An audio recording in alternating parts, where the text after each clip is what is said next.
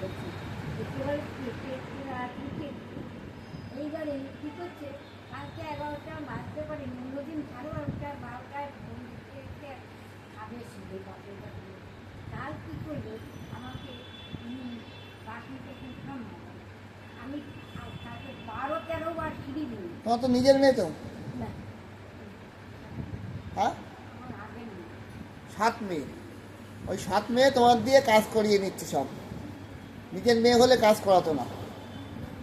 তো এখন নিব, নিয়ে বাড়ছি। ডাক্তার বলে দিয়েছে আর সিঁড়ি ধরতে পারবো না। একটু চেক আছে, সকালবেলা আমাকে করাবে। 7 মেয়ে তো নিজের মেয়ে হলে তোমাকে করাতো না। 7 মেয়ে বলে কান্নাকাটি করো না।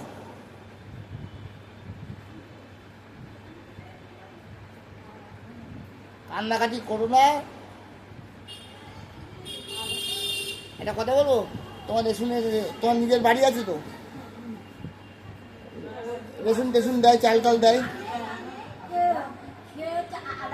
দুধ দুটো না হ্যাঁ, একটু কে?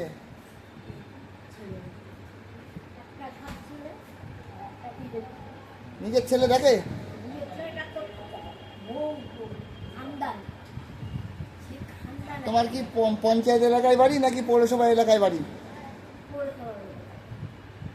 তা চেয়ারম্যান কাউন্সিলরকে বলেছো?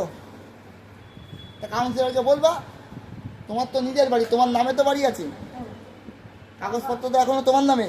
বর্তমানে আমি তোমার নামে তো সব করেছে, তুমি তো ছেলের নামে লিখে দাওনি এখনো। না না কোনো দিন তোমার ছেলের নামে লিখে দেবে না।